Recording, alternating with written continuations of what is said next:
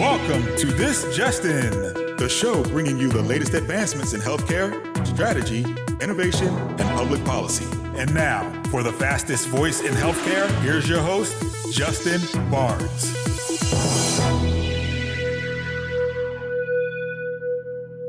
Hello, everyone, and welcome to the special edition of This Just In Radio. I'm your host, Justin Barnes. Today, we're broadcasting live from the 2024 Georgia HIMSS Annual Conference in Atlanta. For those that may not know or remember, a group of us worked hard about 15 years ago to prove that Atlanta was the health IT capital of America. We had over 300 health IT focused companies in the Metro Atlanta region and are still a very vibrant community today. That's why there's almost 500 people here at this annual conference.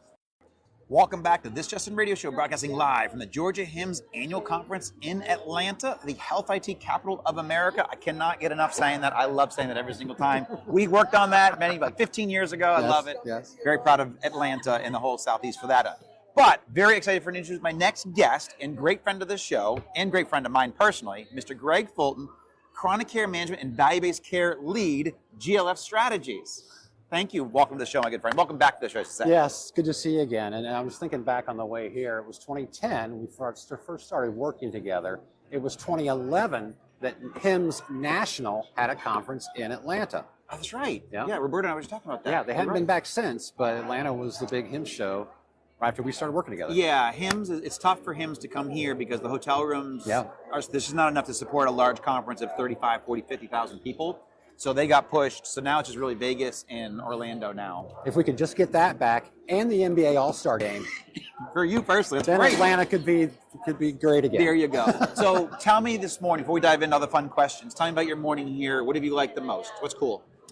I am liking the vendors and the messaging of the vendors and want to talk more about that.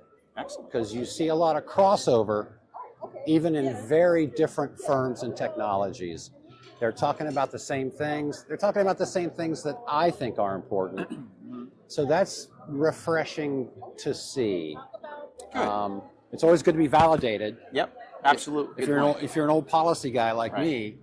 Well, I think I'm an old policy guy too now. We're a couple old policy guys. A couple old policy guys, that's great. And you want to see that you're still in the present. Yes, absolutely. We're still relevant. We're still relevant. We still know what our crap is, you know? I'm so happy about that. Absolutely. So let's dive into some of that cool stuff. On a positive note, and I'll like to start off with my first question. What progress are you most excited to see happening in healthcare today? I'm going to read to you Please. From two very different firms here. Yep. And we'll read what they are telling us. This firm is focusing on a trifecta of regulation, economic slowdown, and resource constraints. Okay. Yep.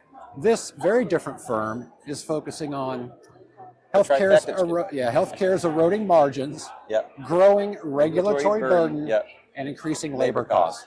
What do we see crossing over there? Regulatory. Yes, absolutely. We're a couple of old policy guys. Yep. So where is progress in regulatory? Can that even happen? That's good. Yes, and I'll give you the best example. I'll beat the AI drum. Yep. And I will tell you that it is regulatory progress that the American Medical Association is taking the lead on AI reimbursement. And that's regulatory. Okay. I need to get reimbursed for my AI tools. How's that going to happen? We take shots at CMS, and here we've seen this ongoing trouble with CMS about what is software as a medical device? Yep. What is CDS? Well, how's that going to count in my practice expenses?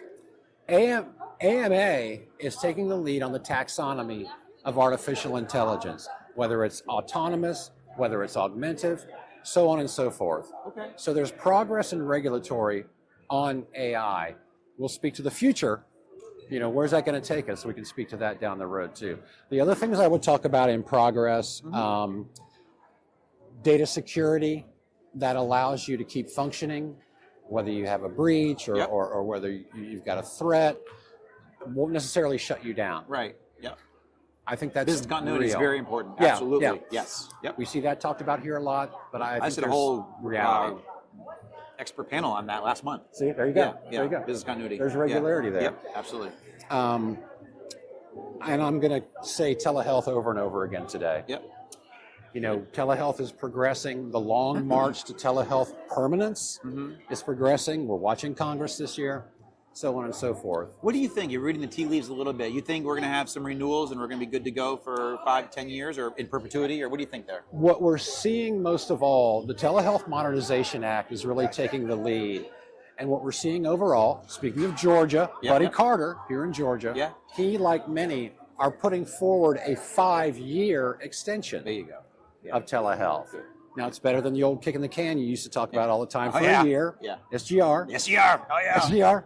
08, 09, 10, 11, 12, 13, yes. What we're seeing now instead, okay, a 5-year extension is being put into TMA, Telehealth Modernization Act. Others are getting on board with that. That's a nice, big, long extension. Is it permanent? No. Will we get to permanence? Yes, probably. You know, people may not know that you've got to amend the Social Security Act, you've got to get language out of there to make telehealth permanent in the home. These extensions, I think telehealth progress happening there as well. Love it, love it. So let's dive into some of the trends that you're seeing in the industry. You know what? So healthcare, digital health trends. What are you seeing out there? What do you like? Yeah, I'll tell you what. You and I have talked about this before. Also, what we've seen out of CMS. Let's say something nice about CMS. Yep. What we've seen the last few years is a lot of concurrent billing, where they're taking reimbursement schedules. Sometimes different technologies, sometimes a new technology, sometimes not really a technology, putting them together. We see that with chronic care management. We see that with remote physiologic monitoring, We see that with remote therapeutic monitoring. Concurrent billing, same patient, same month billing. If that patient meets criteria, you can bill same patient, same month. Very positive. You can come at that patient both with a device and with a personal touch. So we like concurrent billing that we're seeing coming out of CMS. That's real forward thinking on them. What I'm personally also liking is a lot of technology for at-risk populations that maybe don't pay so well. Medicaid moms. There is a technology now where you can do fetal non-stress tests in the home of a Medicaid mom who was already covered by payers, but maybe can't make 14 visits to a clinic or a hospital. That's a great point. You know, and now there's a technology you can do it at home, same proficiency as you would in a clinic or hospital, already paid for. Now all you've got to do is get states and state Medicaid to start paying for it as payers already have. You know, very simple fix, place of service. 12, the home. You got to convince them, you got to tell the right story. But I'm personally very happy about that, where, you know, this industry is certainly built on ROI, it's built on innovation, but now we're seeing a lot more at-risk populations, greater good, being helped in the home, which dovetails into the future, dovetails into telehealth, all those sort of things, and regulatory glide path for those. Love it, love it. Yeah. Any cool thought leadership pieces you can come out with here in the next couple of weeks or so, do you think? Well, we're talking a little bit more about, as you know, value-based care and specialty medicine. There you go. Cardiology is always important, right? Very specific Heart health. cardiology and heart I health. had a great cardiology story with Piedmont Healthcare. Jeff Brown this morning, the CIO there, brought up some good heart care. Heart disease is not only the #1 killer of people my age, but it's the #2 killer of people your age. Yes, exactly. Very true. Cardiology as a specialty and value-based care. Why do they need value-based care, and why do they need to start looking for those solutions? If you're in that space, you know that CMS, this is not really an attack on CMS. This is financial and it's healthcare cost of the system. CMS is moving a lot of cardiology procedures into ambulatory surgery centers, into the lowest cost setting. You see it a lot in cardiology, and that means your cardiologist should just take a good look at where can I lessen that burden, where can I do value-based care. BPCI Advanced has a lot of cardiology participation in it. So I think that's a good example of specialty medicine and value-based care. And CCM in general, PCM, absolutely. So. If you, BPCI Advanced, for example, it's not mandatory. It's voluntary. If you're stuck in MIPS and you have no way out of the exceptions, you can still find value-based care if you're doing CCM, around care coordination, around those like terms and stuff. You can still find that. But yeah, specialty medicine, value-based care needs to keep And we're going to do I'm sure you and I'll do a show on this. We've got some thought leadership coming out in the coming weeks, and we'll absolutely be talking more, doing some deep dives into that. So what about some best practices that you want to say for people, out there, from your perspective, successfully navigate some of these trends? Some maybe it's chronic care or value-based care or risk-based contracts. What do you think? What do you share there? Yeah, best practices. I would dovetail this into things like telehealth and remote care. Yeah. Honestly, I will join somewhat of a chorus to sound the alarm that we should prepare for the next pandemic. We should prepare for the next disaster. Yeah. Think about those things. The lessons of COVID should not be forgotten and where it got us in remote care and telehealth. Are we prepared for what's next? It catapulted us forward in a lot of great ways, and we don't lose that momentum either. Yeah, and are we prepared for what's next? And can we keep progressing past these health crises around the thing? I would say that. I would say some of the age-old tried and true, know your patients. Hey, I love concurrent billing. I want to do that. Yeah. Do my patients really fit into some of that criteria to be able to do that? Know your patients, talk to your patients, and see if they would comply or they're willing to get into some of these programs that really, there's not huge asks of them, but they need to do some things. Yep. They need to be compliant in some things, and they need to go along with some of these. So I would say know your patients is historic, and it will never end. And again, I'm going to say telehealth implementation. I love it. Prepare yourself for telehealth permanence, and prepare yourself for this big extension, and prepare yourself for younger and younger patients who want to do telehealth. Right. So in our closing minute and a half or so, thinking beyond today, what do you see as a key strategy or trend that we get ready to successfully navigate in 2 to 3 years from now? I'm going to say telehealth permanence will exist. Yep. And I'm going to say that AI reimbursement will exist. Excellent. Okay. And if you're in this industry and you're a stakeholder, do everything you can to work with AMA, the CPT editorial panel. Yep. 3 times a year, they look at new codes, or they look to massage or refurbish or polish codes. Start getting familiar with AMA's AI reimbursement track and path and taxonomy. Because I think 2 to 3 years from now, right now in the CMS fee schedule, there's still essentially one, AI reimbursement for retinal. Right.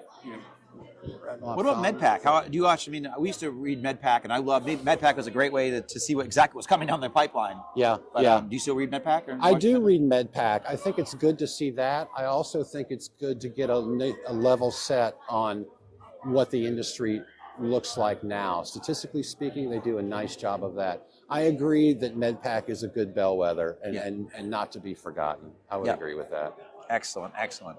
So in the last couple of seconds, what's your goal for the rest of the conference here today? My goal for the rest of the conference is to keep talking to the vendors and keep talking to the firms and keep putting their information together and seeing what crosses over and what makes the most sense. There are some consultants here also, and I want to see how those things are merging up so that you're not disparate and all over the place. This industry so well. It's complicated. It's layered. There's something new over here and over there. But, where can you really feasibly go and make a difference if you're interested in at-risk populations, if you're interested in decreasing regulatory burden? I'm seeing it a lot. We're hearing it a lot. I want to go a little bit deeper down there and see where the fine print is. Greg Fulton, always a good pleasure, my friend. Thank you so much. Ditto. Thank you very much. Awesome. Good to see you. Thank you. Welcome back to This Just Radio Show, broadcasting live from the Georgia HIMSS annual conference here in Atlanta, the health IT capital of America, and it never gets old saying that. I love it. And let me reintroduce my next guest and longtime, very good friend of mine, Mr. Mike Mosquito. Welcome back, my friend. Glad to be back, Justin. Thanks for having me. It's good to see you. And you now, because you actually helped me open the show today. Thank you for that, by the way. My pleasure. On the mic with Mike, right? That's right. Love that. But also, tell me how the morning went. Tell me about what you've seen here. Anything fun, exciting? You know what? I think some of the services, after we spoke, I went to see some of the guys that are actually working on service enablement, managed services. I think we've seen how we have to step our game up, right? They have to adapt and adopt new innovation and technology that's going to be implemented. Yep. So that means they've got to retool. So I think that skill level for our service vendors and our partners in that industry the messaging in the booths here has really been elevated. So it's been good to see that managed services element that's got on the floor here power up to the level of innovation that's required today. I love that. That's fantastic. So I guess one theme before we kind of dive into some of the questions, and I think you even mentioned it early on when we opened the show, the collaboration, and several guests after you also brought up the collaboration that the industry has right now is at the highest level, and it really is advancing healthcare. And so I think, I think you're the first person actually to bring it up on the show. So let's talk about that for a little bit, because if someone missed the intro, the opening segment, talk about what you meant by collaboration and what we're doing as an industry and how we're making it better together. So I think and earlier when I talked about that, it was really about the CXO family of leaders around the country have learned how to really pick up the phone and call and ask, what are you doing? How are you doing it? Who did you use to do it? Right. Were they good, bad, or other? Yep. And then taking that feedback in-house for them to be able to consume information to make a conscious decision. Not so much as a pivot for theirs, it's an addition to their strategic plan, because it may be on their roadmap, but if they find the right solution partner vendor and they've collaborated in the right way, it's a much easier decision. And I think that collaboration is leading to better outcomes, a faster decision, a more conscious budget being spent. Yep. Excellent point. So on a positive note, I like to start all the questions off with a positive question. What progress are you most excited to see happening in healthcare or digital health today? I think addressing the disparities in health with AI, being able to use that data to give better analytics, better outcomes for those people who have been underserved, who have those biases in healthcare, is being called out, is being used for women, for minorities alike. How do we give them better care settings, and how do we provide better care for them? So I think that's been long-standing. That's one of the longest-standing problems, but now we have data to back it up. And now we're using that data in the right way.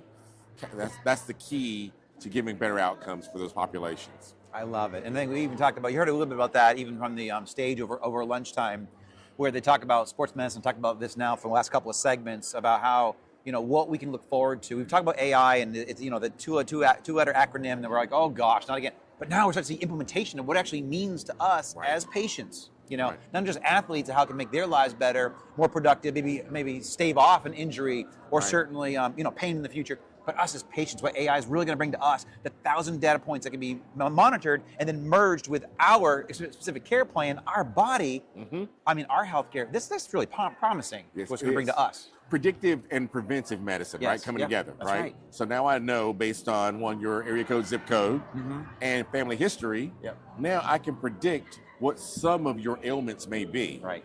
And now I can prevent those from happening if I can put these certain pieces of the puzzle in place. That's right. So I think that's really, and that's on a global scale. That's not just regional or in your little small town. That's right. On a global scale, we're going to have better outcomes because of this big, large use data set on ailments or cures or whatever it may be in your family's genes. Yep. Love it. So what trends are you navigating, or you advise people to navigate, be ready for either healthcare or digital health trends today? I think the predictive and preventive medicine is one of those that we're going to see really take off. Yep. I really think that when people are better informed, they start using these data points for self-managed. The patient is now the consumer shopping for a better place to get care. Yeah, absolutely. Right? Very true. And so if you are not looking at value-based care being in your future, you got to, as an institution, you might want to figure out how you're going to start getting those patients to stay with you, to start pivoting to you, because you've got to offer certain. You got to have a menu that fits your patient population, because they're shopping you, or they're going to leave your geographic area. And then what happens? Right?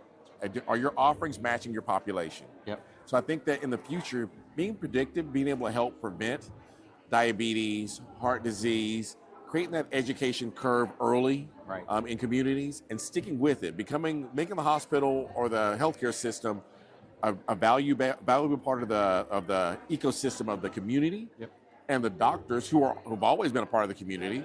The doctor's been there for 50 years providing care to the community. When he retires, is there going to be a next doctor that gives that same type of care?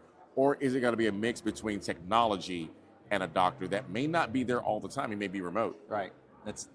certainly the future there. And one thing we talked about, I think it was with Christopher Cunny earlier, we talked about how people are not going to be able to afford to be sick or with a chronic condition, just because of the sheer cost of having a chronic condition. You're not going to be able to afford it. You can barely afford being able to take care of yourself when you're sick because costs have gotten so high. Never mind managing a chronic condition. So we have to think differently even as patients. Not only, you talk about the healthcare system and absolutely navigating value-based care and you got to offer those type of menus, but also us as patients, we got to take this very seriously. It's not on the providers to solve all those problems. It's great that they are, but we as patients have got to be thinking, we have to think differently about, our healthcare. I have now for the last 15 years, and I even gave Jeff Brown as one of my first guests this morning, and I gave Jeff and Piedmont massive kudos because they intervened with me. We didn't intervene, I actually befriended. God put me on this great little journey. I met Dr. Cohen over at Piedmont, 12 years ago or so. He's like, Justin, you've been doing a lot. We're companies public and all this kind of stuff. You're working a lot. Come to my clinic. Let me just do a quick checkup on you. And sure enough, he's like, hey, you're good, but you want to manage your weight, manage different things. And I told Jeff this morning, I said, I think that visit to Piedmont probably added 10 to 15 years of my life because I lost 25 pounds after that visit. I took care of myself very differently. I started to eat differently after that one visit with Dr. Cohen and Piedmont. So I give big kudos to Piedmont. So I took it very seriously. And my only point there is people need to take their healthcare very seriously because A, it extends your life, your quality of life, but then also cost. This is expensive. And the older you get, the more expensive it gets. The more expensive it gets. Exponentially in some cases. Less income you have coming in. Yeah. So those two things are not matching up. Absolutely. Right? Good point. And so that's why I think when you're able to predict, you're able to curb some of that cost that's coming your way. Get yourself in a better light. Even for our parents, how do you make sure your parents are in better shape so as they get older? So you're able, before you get there, you got parents that are going to get there. Yep. And then you train your kids. Hey, this is what you need to be preparing for. When you watch me, you watch your grandparents. That's so true. So it's how do you make that cycle more efficient so that that cost doesn't escalate within your family tree? Exactly. Good point. Great advice there. So thinking beyond today, what should we be ready to successfully navigate in a couple of years from now? And I want to circle back on one of the point in a moment, but thinking about, I know it's hard to crystal ball a little bit, but what do you want to be ready for in 2 or 3 years from now? I think really taking the data analytics, all these data points that we're gathering right now, and being able to plug them into a machine. Don't know what that machine looks like. We know that quantum's going to be coming online. Yep. We've got 2 institutions in the country that have been going on this quantum path, and they're doing a very great job. Matt Call, his group, they've got one of the first rooms in the country where you can go in and start computing. That compute power is going to be very expensive, but the outcomes from quantum computing on healthcare are exponential, and I think that is going to be a game changer from cancer treatment and on a global scale, where we'll be able to pull a community that's global into an isolated area and be able to treat for cancer, cure for cancer, being able to look at these diseases and identify, treat, remediate, and cure. That's very not just treat, cure. Yep. And I think we'll get to better results in that manner. I think the results are based on our technology being advanced at that point. Yeah. So what would be a couple of best practices for people to begin to go in that direction? I know, and I love where that went, but what would people do now, put some of the foundational blocks to go in that direction? What could they do? I think have a governance model for adapting and adopting technology, advanced technologies. That's awesome. Right? You have to have a governance model that can accept change. And that's change from the clinical and the IT side and the operational. Those 3 have to work together. Yep. You've got to be able to poll your nurses and doctors and find out, will this work for your workflow? Operationally, can we afford this? Yep. From IT, can we support this? Right? So there's a lot of technology coming your way, but it's not for everyone. What's the maturity model? Every institution needs to know its maturity model for adopting and adapting technology and being able to provide advanced care for their patient population. But you need to know, truthfully, sit down with your staff and your executive team and go, what maturity level are we at? Are we at a level 1 maturity? Or are we to a level 5 maturity and we're bleeding edge, like Baptist Jacksonville, who says we step on the gas and we step off, we fail fast, only when we need to, but we keep moving forward. So there's a level of maturity I think that you have to be ready for. There's governance you need to put around that. I know people don't like that word, but there are guardrails because there are cyber implications. Those cyber implications are you've got these large amounts of data that are going to that can be exposed to the world if they're not monitored and managed properly. And so that's a gold mine to the guys that are out there. As we've seen 3 major hacks this year of healthcare institutions. So tell me about what you're doing up there. I mean, I guess you bring up a little bit of maybe some of your work with Northeast Georgia, but tell me what you're doing there with Northeast Georgia Health System. Looking at that innovation that's coming around the curve, one of the projects that we'd evaluated with Chris up there was for radiology. Some new technology coming online to help the radiologists be able to see around the curve. Most folks have seen what AI can do in the radiology space. So those doctors, they are excited about being able to use a tool that gives them another set of eyes. It's their companion in the room when they're reading. Right. And so now they're able to not only tell a patient what they were supposed to be looking at, but we may also need to be paying attention to these other areas over here. Personally, that's helped someone in my family. So I have someone that just went through having surgery, but it was caught because that technology identified a problem area. Once they went and discovered that problem area, then we had to have a surgery to remove that area. And so that's one of the bigger areas up there. Moving to that cloud, we're a full Epic shop. So continue that cloud migration, making sure that cloud migration stays on point for every institution we acquire and bring online, making sure we're aligned on our IT strategy from whether it's ServiceNow, whether it's Workday, but how do we also help those other institutions around us come up to speed? So we share a lot with our community. So we had one of our CIOs, he called me one evening. He said, Mike, I'm going live on this application. I need some help. I pick up the phone to Chris, Chris, I need us to be able to help. We got somebody. He goes, I know exactly who to call. The next day, they were on a call together talking about the problem. So I think that's part of that collaboration we talked about at the beginning, right? Collaboration, you got it. Right? You're not having to pay a consultant for that. You should be able to get that, I call it in-house, because you're in-house of the provider network. I love it. Thank you very much, Mike. So I'm going to see you later on this month in HLTH out in Vegas. Sure will. Absolutely. Look forward to it, my friend. Thank you. As always, brother. Appreciate Thank you. Thank you. Thank you, Jess. Awesome. Thank you, brother. Just want to say thank you very much to all of my partners and sponsors for today.